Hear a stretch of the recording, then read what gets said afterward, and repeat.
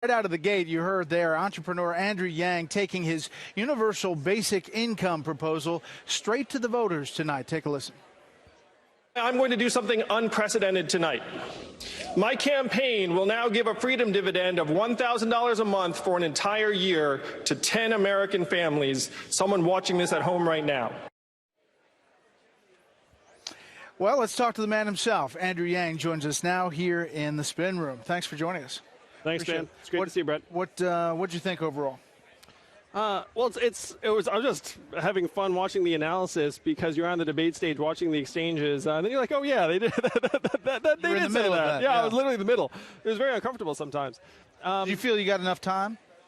Well, I think I got less time than we wanted, but I've been measuring myself by whether we have an impact with the time that we get. You started off with this deal. It is your pitch about universal income. Some people looked at it and said, you criticized the president for running kind of a TV-centric presidency sometimes on the stump.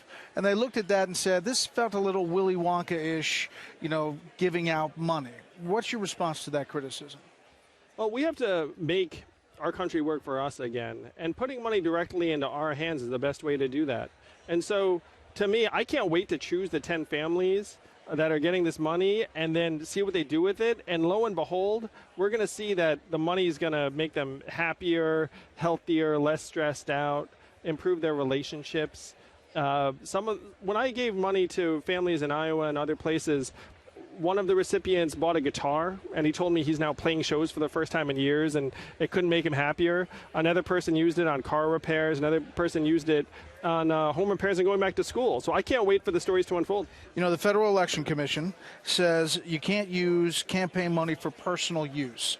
And there's at least some people out there, like Aaron Choprak, the Director of Campaign Finance Strategy at the Campaign Legal Center, who says handing out money to individuals for their own personal use would seem to be a violation of campaign finance law. Hard for him to envision that that's going to pass muster. How do you see it? Well, we have a whole army of lawyers who've signed off on it, and campaigns put people to work in myriad ways, and in this case, the people who get the money, they're just going to be sharing their story with the American people. I've asked you this before, but how do you pay for this? Because people sitting at home, you're handing out money, right? And maybe it comes to pass that it all works for the economy, but how do you pay for it as a government? Well, right now, if you look up, Brett, the biggest winners in the 21st century economy are companies like Amazon, Google, Facebook, Uber. Amazon, trillion-dollar tech company, closing 30% of our Main Street stores and malls, literally paid zero in taxes last year, and that's not unusual.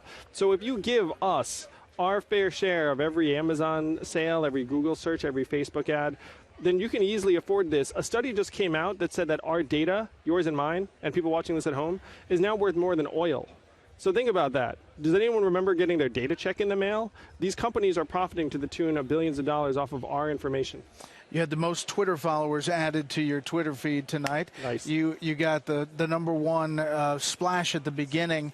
What is your plan, your blueprint, to continue to get to the next debate and to win this nomination? Well, we're one of a very, very small handful of campaigns that's growing steadily, has been growing this whole time. And the American people are waking up to the fact that we can actually solve our own problems. I'm one of only 2 candidates that was on that stage tonight that 10% or more of Trump voters say they would support. So when Democrats figure that out, they're going to realize that I'm the best nominee to take on Donald Trump in 2020. And you think you can beat Donald Trump? That's the math. That's the math. And you've done it in your head. You can vision it. Well, if I get 10% of Donald Trump voters, which right now that's the level of support I'm getting, and obviously I'm going to get the Democrats as their nominee, so the math says I would beat Donald Trump in 2020. Okay, Andrew Yang, we'll follow you along the trail. We appreciate your time. Great seeing you again, Brett. Thank you.